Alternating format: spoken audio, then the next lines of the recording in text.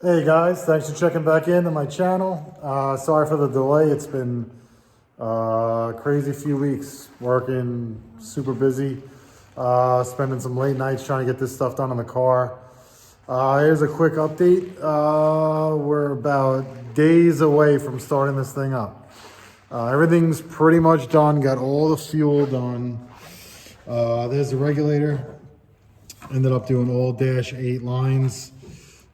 Back to the tank underneath. I'll try to get under there and show you some of that. Fuel rails, injectors, everything's done. Coils, I ended up changing the coils to LS3 coils. I had the MSD split fire, whatever it's called, coils on there. My tuner didn't love them, so I ended up just doing the stock LS3s. New brackets, painted them yesterday. Throttle body's on, connected, throttle cable's on. Got this really nice low core 48-inch cable in black. Had to go with the black. You guys know how it is. Got to keep it looking good. So that's all connected, good to go. Accessories are on. Waiting for the -20 line. Here's one of the monster 20 AN fittings here. This thing's a beast. So got to get that on right. You see how tight it is in there. It's super tight. Had to do a new power steering pump because when I was putting this fitting on the old one, this whole housing up top just cracked off. So got a new pump. Mounted that, put the pulley on it. Here's the line for the AN fitting line that's going to go to the reservoir, which is going to go up here. I'll show you that. Really nice piece. Looks expensive, believe it or not. It was like 40 bucks on, I want to say Amazon or Summit, can't remember. Got the AN, gonna go -8. So I'm gonna try to make a bracket to sit it right here. So just high enough where it won't be any issues, but not too high. Probably like something like this. I just got to make some sort of a bracket for it, and then that'll be done. And then honestly, that's really all I'm waiting for to start it. I don't want to start it without any power steering fluid in the pump. And then I still have to do the heat exchanger lines, but I mean, I could start it without the lines on it, without any fluid, without any antifreeze going through the intercooler. I mean, I'm just gonna start it just to make sure everything's up and running, and I'm not gonna be revving it or trying to drive it like that. But so waiting on. I ordered the fittings for the Champion radiator as well, the AN fittings. And I'm gonna have, I have a bottom AN and a top AN for the radiator hoses. Here's the steam vent, just finished that up today. Nice and neat, steam vent kit. A lot of cables on here, but it is what it is. So this is all the steam vent, and then this is the throttle cable. This is a vacuum for the vents. And this is the, waiting on a fitting for the bigger water line to go to the for the heating. Can't think of the word right now. But so this is the smaller one, all wrapped. I got this nice wrap for it. Keep it nice and neat looking. Here's the catch can. -10 fittings. Gotta tighten these up. Did the AC delete box. I had to go with a new AC delete blower because the blower that I had that was meant for my car with the AC was too long, so it stuck out. Got the new blower, mounted the resistor in here as well, drilled the hole, mounted that in there. It's really coming out nice. I'm really loving it. It's taking my time. A lot going on back here as well with the fuel lines and the catch can lines. I got to try to tidy some of that up if I can. Headers are on. Everything's good to go there.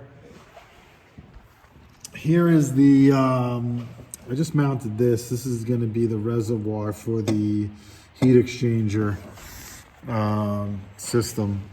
I got a new antifreeze. This thing was like 30 bucks on Amazon. If you guys are looking for an antifreeze overflow, This thing is unbelievable. I mean, it's aluminum, powder coated, nice aluminum cap.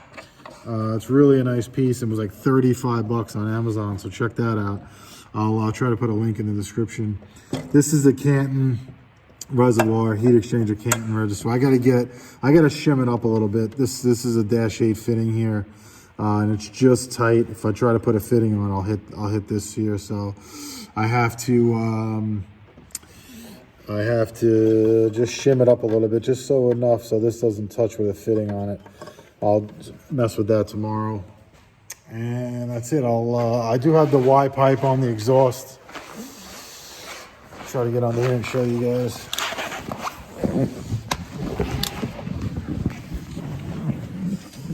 So I'm just gonna keep the Y pipe on for now, just when I start it and just test it. Because I don't know if I'm gonna be doing the whole 4-inch all the way back again.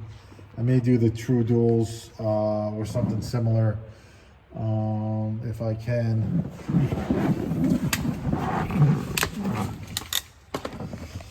Here's the -8 coming back, and I have the big filter, big fuel filter there. Everything's tight, and I'll show you, if you can see it under here.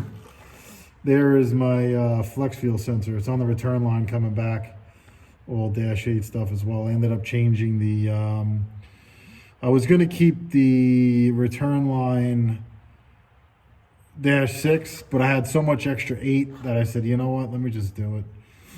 So I did that. That goes back under here. You can see that goes back to the tank over there. All nice and neat. And that is it really. O2 sensors mounted, the header, that's all good there.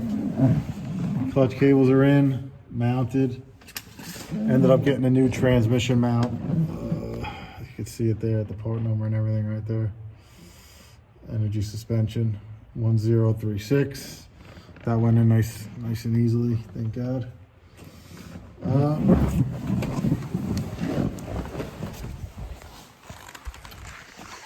And other than that, that's really it for now. Definitely gonna have an update within days of it running. Really looking forward to hearing this thing run. And I still have to make my cold air intake, which I may mess with that tomorrow if I have time. Gonna probably put it down in here like it used to be with the old setup. So I have a new piece. I'll make a 90, come over 45 it down here. Gotta mess with this as well. Brake booster and all the vacuum stuff. Here is the this is the map sensor, and here's an adapter so I can do the boost reference. So I'm gonna have one go into the fuel pressure regulator right here, and I'm gonna have another one go into the hob switch. I haven't decided. I may just screw the hob switch right into this piece here and just run the wires back to the relay for the second fuel pump. That will be set to like 4 or 5 pounds of boost.